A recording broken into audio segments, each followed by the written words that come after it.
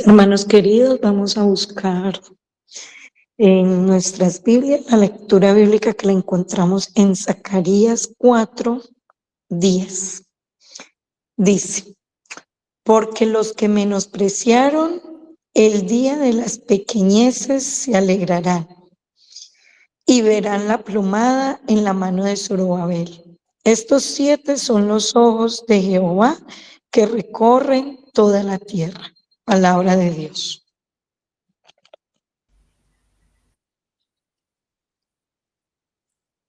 Amén, amén. Muchas gracias, mi hermana Eida, por la lectura en esta mañana. Agradecemos al Señor por la hermosa oportunidad que nos da de meditar, de reunirnos en esta noche, en esta mañana, y de continuar adorando, continuar glorificando el nombre de nuestro Dios. Muchas gracias a ustedes por la compañía, muchas gracias a ustedes por acompañarnos, por sacar ese espacio y podernos reunir por este medio para disfrutar primeramente de la presencia del Señor, disfrutar de sus bondades, disfrutar de su palabra, disfrutar de esa oración intercesora los unos por los otros, ¿verdad? Y poder afianzarnos en ese conocimiento de la palabra del Señor, pero por sobre todas las cosas que podamos tener una experiencia, porque el llamado en cada estudio que hacemos, el llamado en cada serie que compartimos, es que podamos lograr una experiencia de vida real con Cristo Jesús, que podamos lograr una conversión en nuestras vidas, que podamos lograr una confianza plena en el Señor y poder permitir que el Espíritu Santo sea el que transforme, sea el que guíe en nuestras vidas, sea el que purifique, ¿verdad? Y nos lleve a rendir esa voluntad, nuestra voluntad en las manos del Señor. Así que abrazos de bienvenida a cada uno de ustedes, que el Señor me les siga bendiciendo en gran manera. Les invito una vez más para que, antes de abrir la palabra del Señor, les invito para que me puedan acompañar en oración, los que puedan tomar posición reverente de rodillas, lo pueden hacer. Vamos a orar. Padre amado, santificado y glorificado sea tu nombre. Gracias, mi Señor, por la hermosa oportunidad que nos das, como toda mañana, y comenzar, Señor, este día de la mejor manera, orando, alabándote, adorando, meditando, Señor, en tu palabra. Este ministerio, Señor, ha sido guiado por ti, ha sido escogido por ti, como un ministerio de oración, de fe, de estudio. Y el propósito es que en cada estudio que se tiene de tu palabra, podamos afianzar nuestra relación contigo. Caminar de tu mano, Señor. Más que recibir un conocimiento, más que adquirir un conocimiento, poder ser vivencia, poder vivir, poder compartir, Señor, ese conocimiento. Sin una conversión, sin una limpieza de corazón, Señor, de nada servirá el conocimiento. Que necesitamos más que conocimiento teológico, más que conocimiento conceptual, necesitamos un conocimiento experimental, un conocimiento, Señor, de dependencia, un conocimiento de tu gracia, de tu perfecta justicia. Padre, en tus manos dejo a cada hijo tuyo aquí presente, cada familia. En esta hora, oh Señor, podamos estar atentos a tu palabra, podamos contar con la bendición de la divina providencia No se trata del instrumento humano, no se trata del hombre, se trata de ti, Señor, que en esta hora podamos escuchar tu voz, tu palabra, hablándonos en esta mañana. Quedamos en tu presencia, toma el control de la sala, del internet, de la señal. Te lo pedimos, te lo agradecemos en el nombre de Jesús. Amén, Señor. Amén. Muy bien, mis amados, continuamos con nuestro estudio, continuamos con nuestra serie, los 7 sellos, ¿verdad? Vimos ayer cómo esa doble función de nuestro Señor Jesucristo allí en Apocalipsis 5, cómo Jesús se sienta a la diestra del Padre, es un cordero que salva, ¿verdad? Un cordero que salva, viene, se presenta como ese héroe de guerra, presentando ese sacrificio abnegado de amor ante el Padre, pero él teniendo la capacidad de romper los sellos, y después de romper los sellos y abrir el libro, se convierte en ese león, en el león de la tribu de Judá, que va a ser terrible para los que rechazan su gracia. Será el cordero de Dios para el obediente, para el fiel, para el que decide rendir su voluntad a Él, pero será el león para los que rechazan su gracia, ¿verdad? Donde juzgará, donde retribuirá y dará a quien el pago que se merece. Ahora vamos a el versículo 6 de Apocalipsis, el capítulo 5. Lo puedes ver allí en pantalla.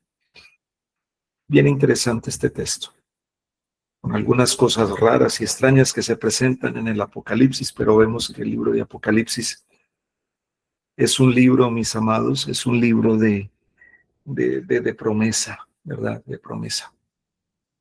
Dice, y miré, y vi que en medio del trono y de los 4 seres vivientes y en medio de los ancianos estaba en pie un cordero como inmolado, que tenía 7 y 7 ojos, los cuales son los 7 espíritus de Dios enviados por toda la tierra. Cuando Juan vio al cordero, cuando lo ve con todo su cuerpo maltratado, cuando ve todas las heridas en su cuerpo que todavía están aún frescas, esas heridas indican que Cristo acababa de llegar del campo de batalla, donde batalló contra el enemigo y finalmente triunfó, ganó. Juan lo ve allí parado en medio del trono, porque los reyes y los sacerdotes estaban parados cuando se les ungía. Y por eso está ahí parado, porque va a ser ungido, va a presentar delante del Padre ese sacrificio.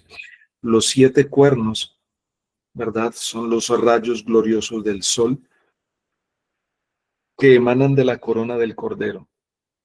Los cuernos, ustedes y yo sabemos que representan poder, ¿verdad? Como rey del reino de la gracia. Y la versión King James de Habacuc, el capítulo 3, afirma que cuando Cristo Jesús venga por segunda vez, cuernos saldrán de su costado, porque allí se oculta su poder. Y en el conflicto de los siglos, allí la hermana Huay explica que los cuernos son esos rayos de gloria que emanan precisamente de las heridas del cuerpo de Jesús. Aún hoy en día, cuando se hace una corona de cartulina, ¿verdad? La corona parece tener cuernos, pero en realidad son rayos en donde la palabra del Señor resplandece. Y es la misma que se traduce, ¿no? Cuernos. Y los 7 ojos de los cuales habla allí el versículo 6 representan los 7 espíritus que estaban presentes antes de que llegara Jesús, ¿verdad? El Padre luego envió al Espíritu Santo a la tierra en el día del Pentecostés. ¿Para qué lo envió a la tierra el Espíritu Santo? Lo envió a la tierra con un único propósito: y anunciar el inicio del sacerdocio celestial de Cristo Jesús. Miren lo que menciona la sierva del Señor en el libro Hechos de los Apóstoles, página 31 y 32. Dice así: cuando Cristo entró por los portales celestiales, fue entronizado en medio de la adoración de los ángeles. Tan pronto como esta ceremonia hubo terminado, el Espíritu Santo descendió. Descendió cuando el Señor llegó allí a presentar su sacrificio. Llegó al cielo. Entonces el Espíritu Santo, dice, descendió sobre los discípulos en abundantes raudales, y Cristo fue de veras glorificado con la misma gloria que había tenido con el Padre desde toda la eternidad. El derramamiento pentecostal era la comunicación del cielo de que el Redentor había iniciado su ministerio celestial. De acuerdo con su promesa, había enviado al Espíritu Santo del cielo a sus seguidores como prueba de que como sacerdote y rey había recibido toda autoridad en el cielo y en la tierra, y era el ungido sobre su pueblo. Entonces ahí vemos que cuando Cristo Jesús llega y es entronizado, ¿verdad?, en medio de toda esa oración, antes de que continúe toda esa ceremonia, o más bien cuando la ceremonia termina, el Espíritu Santo ahora es enviado a la tierra con ese propósito de anunciar el inicio del ministerio de Cristo allí en el santuario celestial. Ahora notemos lo que dice el versículo 7 de Apocalipsis, el capítulo 5. Y vino y tomó el libro de la mano derecha del que estaba sentado en el trono. El texto dice, ¿cómo dice el texto? Que el Cordero, ¿qué hizo? El Cordero vino hasta donde estaba el Padre. O sea, eso quiere decir que no había estado allí antes. Hasta este punto, miren mis hermanos, hasta este punto en el capítulo 5, los seres celestiales no han cantado ningún himno. Todos los seres que estaban presentes para la recepción de Cristo, ¿qué hacen? Ellos guardan silencio allí en expectativa, en suspenso, para ver si se presentaba esa persona digna o alguien calificado de romper los sellos y abrir el libro. Y es allí donde se presenta Cristo Jesús, el que es digno, el que está calificado para romper los sellos y abrir el libro. Versículo 8 de Apocalipsis capítulo 5. Notemos lo que dice. Y cuando hubo tomado el libro, los 4 seres vivientes, que son los querubines, los serafines y los 24 ancianos, que son los representantes de los mundos que nunca pecaron, se postraron delante del Cordero, y eso lo vamos a mirar un poquito más adelante, lo vamos a estudiar, los 24 ancianos allí en este mismo estudio, porque los 24 ancianos aparecen dentro del contexto de los 7 sellos. Entonces, vuelvo y leo. Y cuando hubo tomado el libro, los 4 seres vivientes, los querubines y serafines, y los 24 ancianos, ¿qué hicieron? ¿Qué hicieron? Se postraron, dice aquí, ¿delante de quién? Del que era digno, del que es digno, ¿verdad? Del que estaba calificado, ¿verdad? Para romper los sellos y abrir el libro. ¿Qué hicieron? Se postraron delante del Cordero. Todos tenían arpas y copas de oro llenas de incienso, que son las oraciones de los santos, de los santos. Los serafines, dice el texto, los 24 ancianos juegan un papel muy importante. Juegan un papel muy importante. Los serafines y los 24 ancianos juegan un papel intercesor. ¿Por qué? Porque ellos son los encargados de llevar las oraciones de los miembros del ministerio de los redimidos a Jesús y por medio de Jesús al Padre. Gloria al Señor por esto. Miren cómo es el orden del cielo tan bonito. ¿Qué me hace recordar todo esto? ¿Qué me hace recordar o qué nos hace recordar este papel de los serafines, los 24 ancianos, ese papel intercesor, llevando las oraciones de los santos a Jesús y por medio de Jesús? Hay un episodio en la Biblia donde podemos ver palpablemente esta obra intercesora de los serafines y los 24 ancianos. ¿Dónde podemos ver esto? Palpablemente. ¿En qué episodio? ¿Mm? Ah, sí, en la escalera que vio Jacob, que estaba arraigada sobre la tierra y su punta alcanzaba ¿qué cosa? Alcanzaba el cielo. Y ángeles de Dios subían y bajaban sobre la escalera, ¿verdad? Presentando esa obra intercesora y llevando las oraciones, ¿verdad?, del pueblo del Señor. Ahora, esto también nos hace pensar de los ángeles que estaban bordados en el velo, ¿verdad?, entre el lugar santo y el lugar santísimo.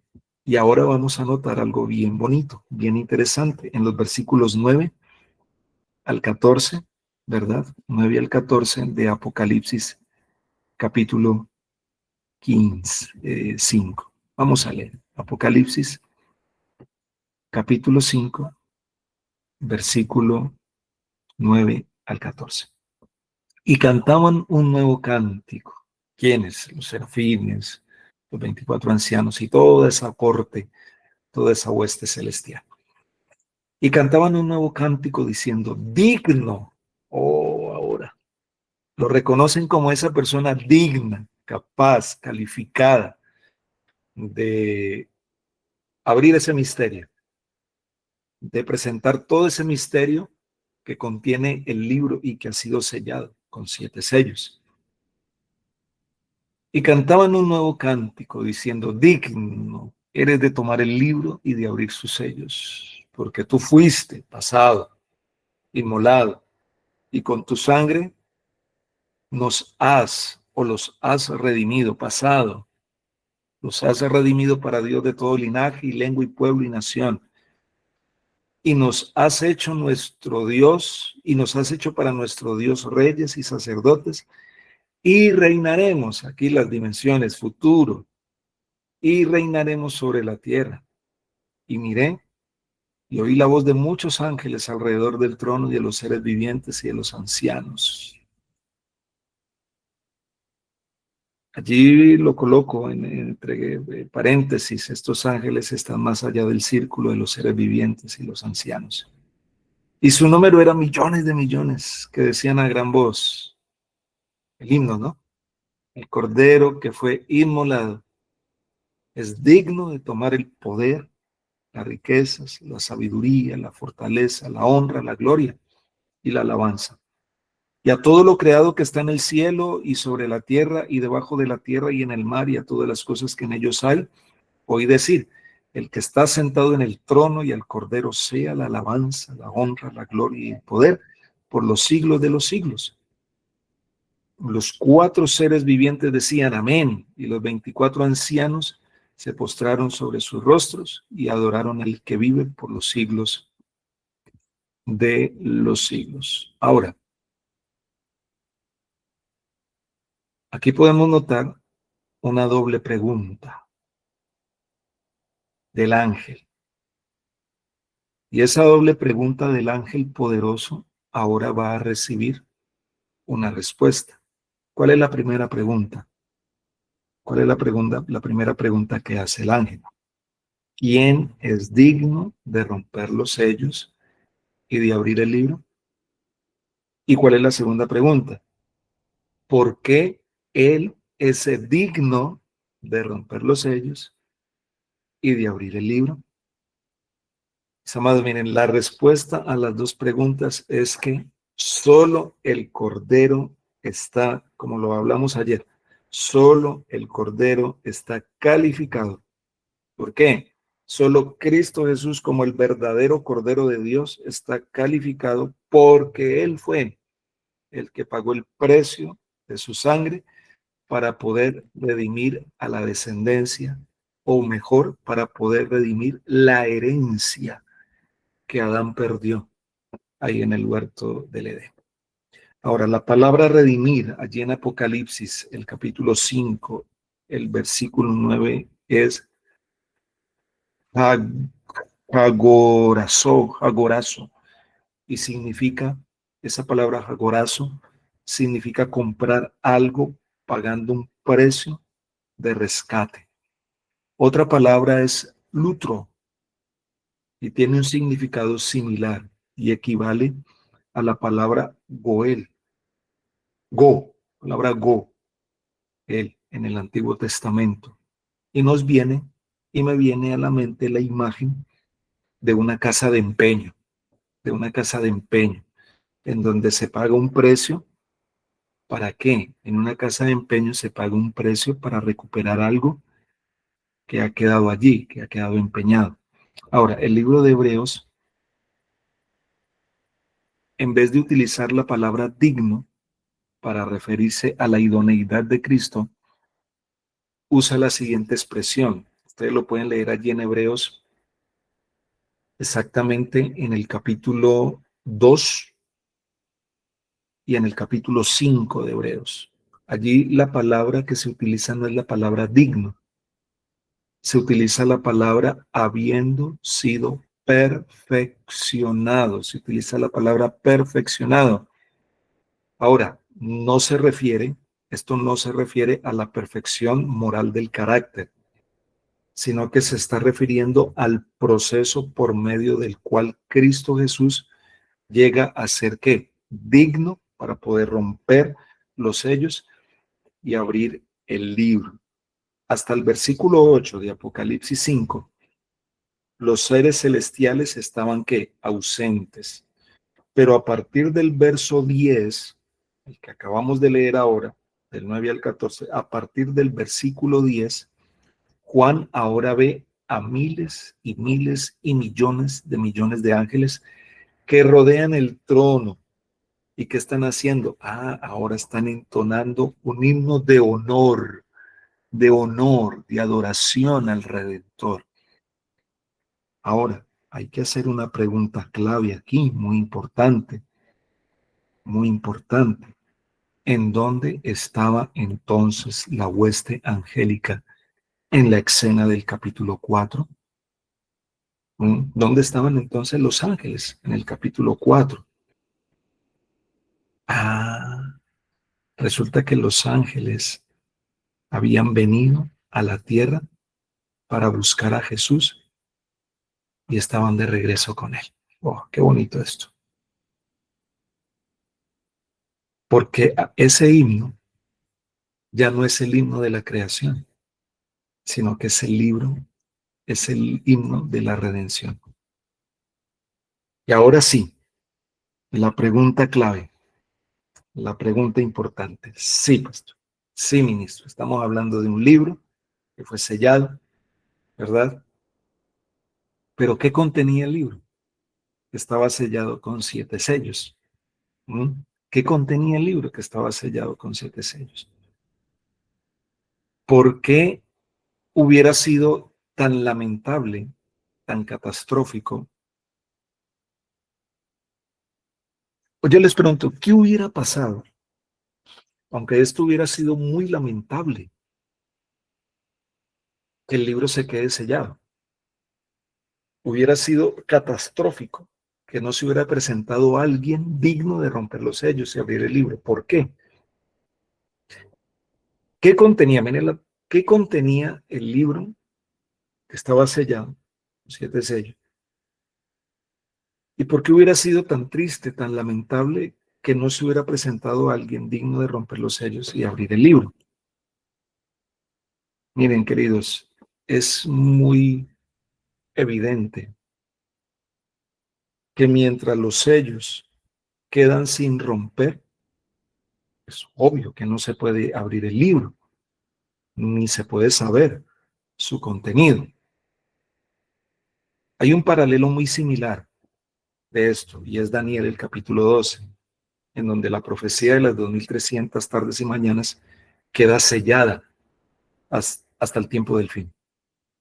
Es decir, que el contenido del libro no se podía comprender hasta que, ¿qué? Hasta que se le quitara el sello en el tiempo del fin. Ahora, el profeta Jeremías, en el capítulo 30, nos da una información muy valiosa sobre lo que contenía el libro. Y el cuadro es el siguiente. El cuadro es el siguiente. Cuando Satanás venció a Adán, ¿qué hizo? ¿Qué hizo Satanás cuando venció a Satanás? Jeremías, en el capítulo 30, nos da la información muy valiosa sobre lo que contenía el libro. Así es la escena, miren la escena, mis amados. Cuando Satanás vence a Adán, él le roba algo. Él le roba algo. ¿Qué le roba Satanás a Adán cuando lo vence? Cuando lo lleva a cometer ese pecado de desobediencia. Lo que está haciendo Satanás es robarle la escritura de propiedad del mundo, de la tierra. Y entonces ahora Satanás reclama la tierra como suya. Pero el Redentor, Goel, ¿qué hizo? Al ver esa situación, viene a la tierra, ¿para qué? Para pagar el precio necesario que quedó empeñado en las manos de Satanás y poder recuperar la escritura que perdió Adán. El libro, miren, el libro contiene un registro de toda la historia de la salvación. Y cuando finalmente se abra, el universo verá que Jesús y los redimidos tienen derecho a la herencia que fue usurpada por Satanás y recuperada por Jesús. Gloria al Señor por esto, mis amados. Ahora, varios eruditos estudiosos de la palabra del Señor, aún de nuestra iglesia, han explicado lo que contiene el libro. Voy a leer dos, tal vez tres de ellos. Eso lamentablemente no lo metí en las diapositivas porque mirando por aquí, mirando por allí, investigando, me encontré esta información que es valiosa, ¿verdad? Lo que sí voy a compartir ahora, después de leer estos documentos, eso lo voy a compartir. Prometo que ahora terminando esta parte, los compartiré estos documentos, dos, tres documentos de algunos de eruditos en cuanto a la explicación de lo que contenía el libro, ¿verdad? Pero también voy a mencionar algunas citas de la hermana Huay, que también, como erudita del Señor, ¿verdad? Y mensajera del Señor, habló en cuanto al contenido del libro. Miren lo que dice o mencionó Ranko Stefanovich en un libro suyo, Revelación de Jesucristo, en la página 197 y 198, uno de los eruditos de la iglesia. Dice así. En cuanto al contenido, ¿no?, del libro, los arqueólogos han traído a la luz muchos documentos que tienen entre 2, 7 o más sellos. Por ejemplo, la ley romana exigía que un testamento tuviera un mínimo de 7 sellos de testigos para garantizar la validez de su contenido. Aun cuando hay evidencia que en ciertas ocasiones se usaban más que 7 sellos, al igual que cualquier otro pergamino sellado de la época, al pergamino de Apocalipsis 5, se le ve enrollado, amarrado con 7 cuerdas a su alrededor y sellado en su orilla exterior con sellos de cera a donde se encuentran los cabos de las cuerdas. Como tal, no se podía abrir ni revelar su contenido hasta que se rompiesen todos los 7 sellos.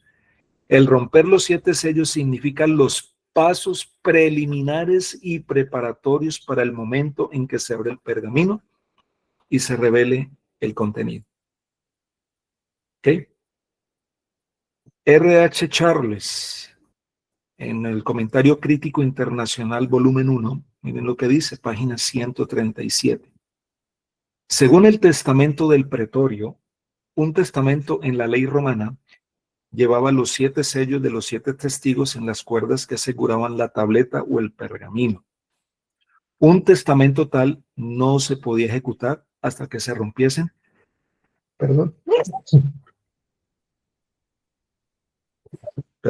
hasta que se rompiesen los 7 sellos. Y en el libro Interpretación del libro de Apocalipsis, página 55, Kenneth Strand, miren lo que él menciona. El objeto central, el pergamino con 7 sellos, es un testamento, pues eso es precisamente lo que era un documento tal en la ley romana de la época de Juan. El panorama que vemos, pues, en la subdivisión de Apocalipsis 4 al capítulo 8 es el de un juzgado, a donde está a punto de abrirse un testamento. En el contexto de Apocalipsis, este testamento, por así decirlo, sería una escritura de propiedad que el hombre perdió y que ha sido redimida por Cristo, el Cordero. De modo que el pergamino es un libro del destino.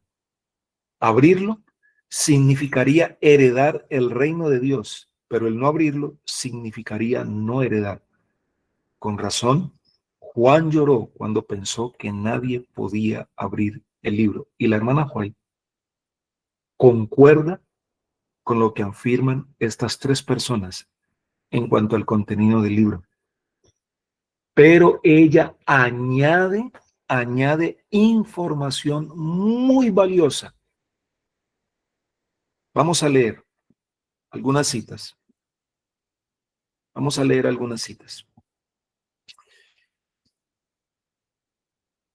Y cómo la hermana White describe en términos generales lo que contiene el libro. La primera de ellas, manuscrito liberado, tomo 9, página 67. Dice de la siguiente manera. Allí en su mano abierta está el libro, el pergamino que contiene la historia de los actos providenciales de Dios, la historia profética de las naciones y de la iglesia. El pergamino contiene las declaraciones divinas, su autoridad, sus mandamientos, sus leyes, la plenitud del consejo simbólico del Eterno y la historia de todos los que gobernaron en las naciones. En lenguaje simbólico se halla en ese pergamino la influencia de cada nación, lengua y pueblo desde el principio de la historia hasta su final. Además de esto, miren lo que contiene. Qué interesante. Es un título de propiedad. Desde ese mismo momento que Adán perdió la propiedad hasta nuestros días. Además de esto, la hermana White escribió otra cita en donde menciona un evento histórico específico que fue registrado en el libro. Está sellado. Cuando los judíos escogieron a Barrabás y a César en lugar de Jesús, ¿qué ocurrió? Esa decisión de los judíos fue inscrita en el libro que tenía el Padre en su mano derecha. Ese libro sellado. Miren lo que dice la hermana White en Palabras de Vida del Gran Maestro, página 236. Palabras de Vida del Gran Maestro, página 236. Así hicieron su elección los dirigentes judíos. Su decisión fue registrada en el libro que Juan vio en la mano de aquel que se sienta en el trono. El libro con los 7 sellos y que fue abierto porque es digno. El libro que ningún hombre podía abrir. Con todo su carácter vindicativo, aparecerá esta decisión delante de ellos en aquel día, cuando el león de la tribu de Judá le quite el sello. ¡Wow! Serán destruidos. Se les dará el veredicto final, muerte eterna, a aquellos que eligieron a César y a Barrabás y no al Cordero. Y el Cordero hablará, este Cordero hablará como el león de la tribu de Judá para juzgarlos. Miren, hay que recalcar varios puntos de esta cita que acabo de leer, esa que está ahí en pantalla todavía. Hay que recalcar varios puntos de esta cita que la hermana escribió por allá alrededor del año 1900. Miren, cuando la hermana White escribió esta cita alrededor del año de 1900, el libro todavía no había sido abierto. Todavía no había sido abierto. Los que clamaron y gritaron, suéltanos a Barrabás y no tenemos más que rey a César, esos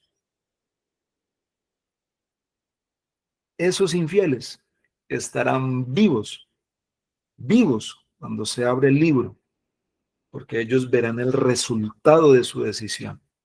O sea, que ellos estarán del grupo dentro de los que traspasaron a Jesús y son los que dirán a las peñas, caed sobre nosotros y cubridnos de la presencia de Él.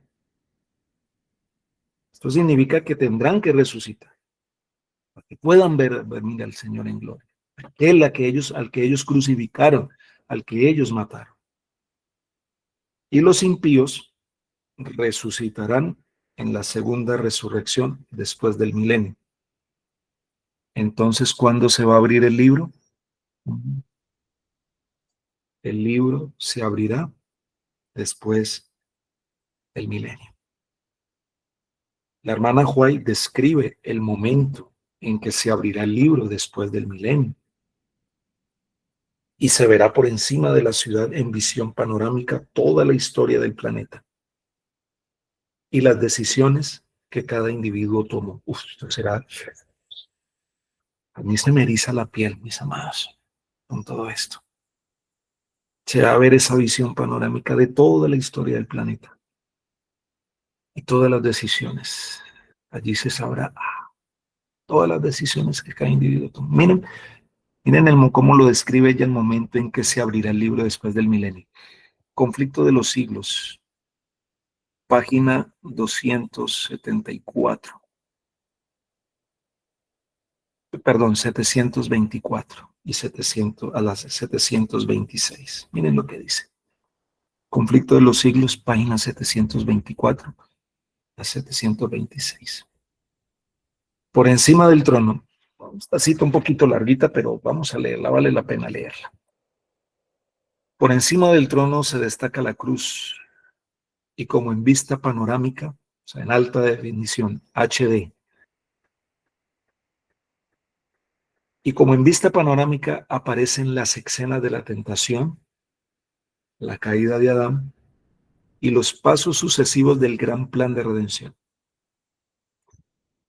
Se ve la escena del humilde nacimiento del Salvador, su juventud pasada en la sencillez y en la obediencia, su bautismo en el Jordán, el ayuno y la tentación en el desierto, su ministerio público que reveló a los hombres las bendiciones más preciosas del cielo, los días repletos de obras de amor y misericordia y las noches pasadas en oración y vigilia en la soledad de los montes, las conspiraciones de la envidia, del odio y de la malicia con que se recompensaron sus beneficios, la terrible y misteriosa agonía en el Getsemaní, bajo el peso anonador de los pecados de todo el mundo, la traición que le entregó en manos de la turba asesina, los terribles acontecimientos de esa noche de horror, el preso resignado y olvidado de sus discípulos más amados, arrastrado brutalmente por las calles de Jerusalén, el Hijo de Dios presentado con visos de triunfo ante Anás, obligado a comparecer en el palacio del sumo sacerdote, en el pretorio de Pilato, ante el cobarde y cruel Herodes, ridiculizado, insultado, atormentado y condenado a muerte. Todo eso está representado a lo vivo en el momento después del milenio. Y sigue diciendo la cita. Luego, es lo que sigue diciendo. Luego, ante las multitudes agitadas, se reproducen las escenas finales. El paciente varón de dolores pisando el sendero del Calvario, el príncipe del cielo colgado de la cruz, los sacerdotes altaneros y el populacho escarnecedor, ridiculizando la agonía de su muerte, la oscuridad sobrenatural, el temblor de la tierra, las rocas destrozadas y los sepulcros abiertos que señalaron el momento en que expiró el Redentor del mundo. La escena terrible se presenta con toda exactitud. Satanás, sus ángeles y sus súbditos no pueden apartar los ojos del cuadro que representa su propia obra. Cada actor recuerda el papel que desempeñó Herodes,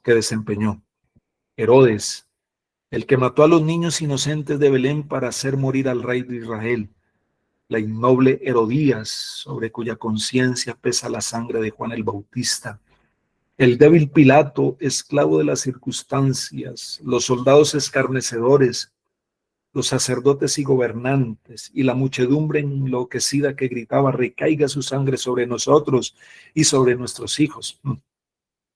Todos contemplan la enormidad de su culpa. En vano, procuran esconderse ante la divina majestad de su presencia que sobrepuja el resplandor del sol, mientras que los redimidos echan sus coronas a los pies del Salvador, exclamando: Él murió por mí.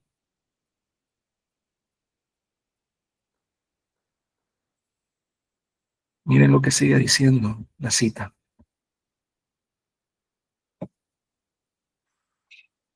Entre la multitud de los rescatados están los apóstoles de Cristo. El heroico Pablo, el ardiente Pedro, el amado y amoroso Juan y sus hermanos de corazón leal, y con ellos la inmensa hueste de los mártires, mientras que fuera de los muros, con todo lo que es vil y abominable, se encuentran aquellos que los persiguieron, encarcelaron y mataron.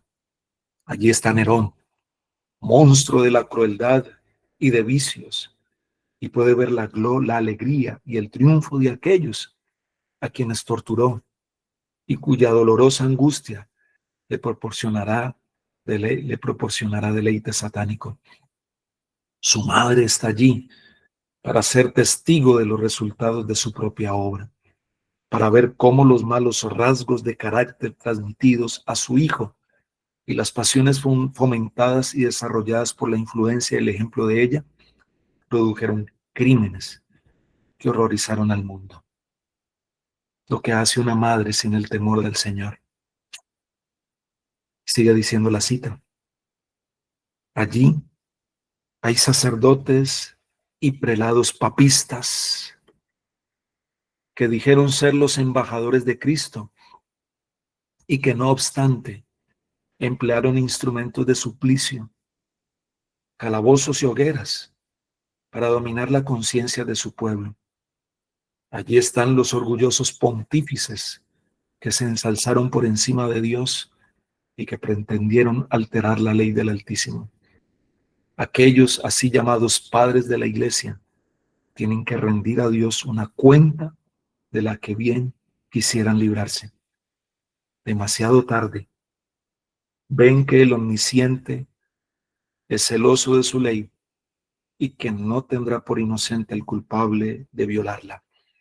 Comprenden entonces que Cristo identifica sus intereses con los de su pueblo perseguido y sienten la fuerza de sus propias palabras.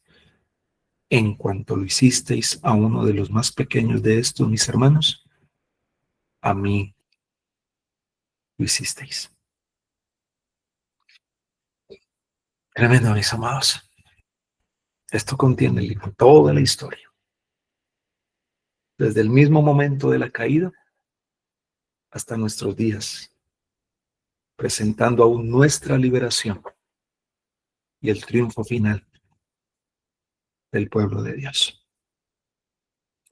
Mañana, Dios nos ayude, mis amados, para que podamos hacer parte de ese pueblo que dirá, este es nuestro Dios, le hemos esperado y Él nos salvará. Poder escuchar del labio del Señor, ven, buen siervo fiel. Sobre poco has sido fiel, sobre mucho te pondré, entra en el gozo de tu Señor. Mañana vamos a hablar un poco acerca de los 24 ancianos. Durante algunos años se ha discutido mucho en cuanto a la identidad de los 24 ancianos. Vamos a ver mañana, realmente, aunque ya he dado algunos apartes de quiénes son los 24 ancianos, pero vamos a mirar mañana porque ellos están dentro del contexto o están dentro de la importancia de los sellos. Vamos a orar, mis amados. Gracias, Señor. Gracias, Padre, porque tu palabra es clara, tu palabra es sencilla, es poderosa. Solo queremos pedirte en esta mañana, Padre, que nos ayudes a mantenernos firmes, fieles, leales a ti. Que nada ni nadie pueda robar nuestra corona. Pero para eso necesitamos gemir, clamar.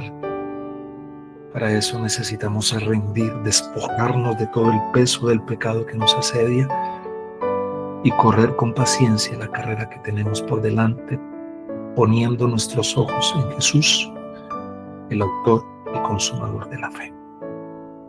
Quedamos en tu presencia, Señor, en este día.